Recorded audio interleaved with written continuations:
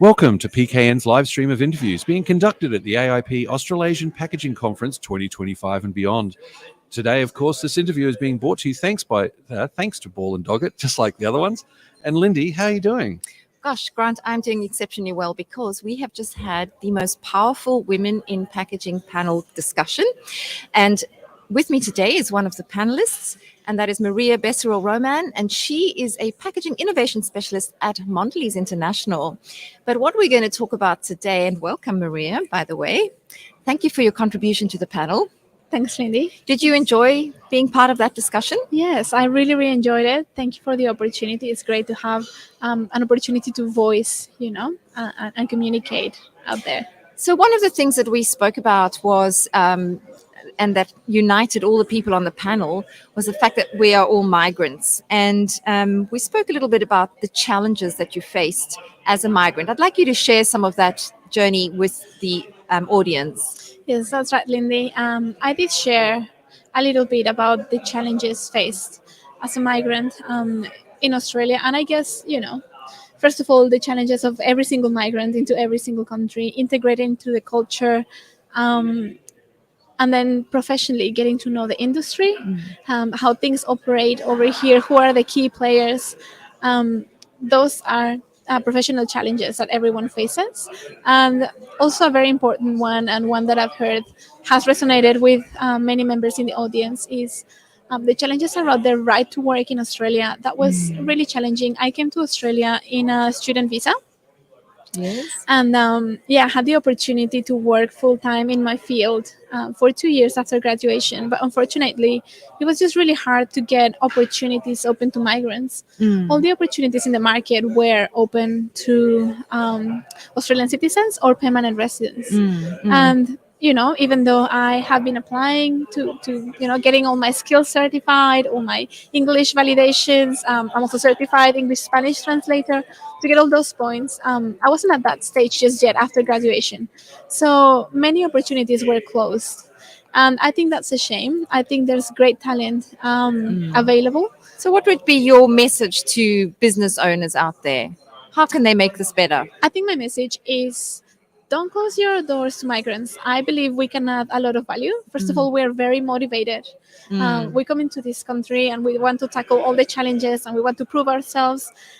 We also come from different backgrounds and we have a look at different ways of doing things, different ways of communicating. So we come with a broad skill set and a broad different range of experiences and views of the world that can add a lot of value to your company. And I think it is important to find ways to support your migrants in their journey, whether they are applying as skilled professionals or maybe they need sponsorship for a bit of time. There are alternatives like that in Australia. So please support them. And once you hire them, also help them develop and integrate into the industry.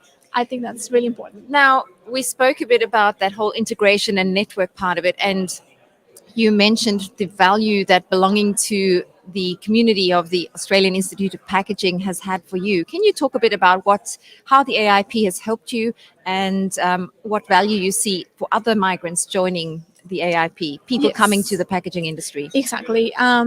I did call out especially the role that the AIP has played in my career as a packaging technologist. And definitely a lot of the career opportunities that I've had in Australia may have not been possible without the AIP, without getting to know the key contacts, with having mentors from the AIP, and getting, having to look at all the job opportunities posted in the AIP newsletter, and then having AIP members recommending me for the position. That's really important because when you're new to a country, you don't necessarily have references in the country. So, also to keep up to date with where the industry is going, I feel like it's really valuable. And that's something that you can bring to a business, whether you're Australian resident or... Exactly. Yeah. So let's speak a little bit about your role then, just to close off. You work at Mondelez International. What is it that you do in your day-to-day job? So my day-to-day job, I design structural packaging for the chocolate portfolio in Australia. So I work with brands such as Roses, Cadbury Favorites, Toblerone, Cadbury Dairy Milk. And I mostly specialize on gifting and sharing formats. Now, last year, one of the designs you worked on won an award in the Peters last year that was entered. Tell us about that. Yeah, that's right. The Cadbury Roses cartoon format. I'm really proud of that development. We worked Mondelez with Opal Packaging, who's our supplier, and we came up with this sustainable option for a large gifting and sharing format for Cadbury Roses. The brief was develop a sustainable packaging alternative that still deliver to the gift worthiness, and that it really aligns to APCO sustainable packaging guidelines.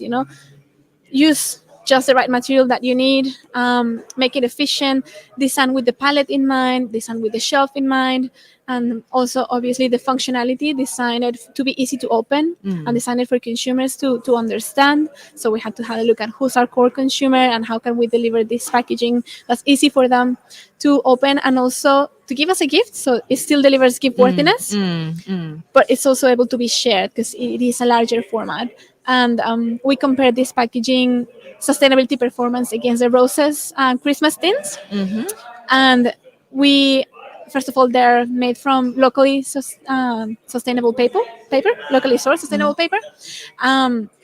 It is optimized to fit more units per pallet while holding about the same weight range. And it's fully recyclable as well. Well, definitely award worthy then. So that's fantastic. Maria, thank you very much for joining us for this short chat. And I'm really looking forward to another opportunity to watching the growth of your journey in your career. Thank you very much, Lindy. Gracias, Maria. Thank you, Lindy. And of course, thanks to everyone who's tuned into this PKN interview that was conducted at the AIP Conference 2025 and beyond. We'll be back shortly with another informative discussion that will be brought to you by our neighbours, Ball and Doggett.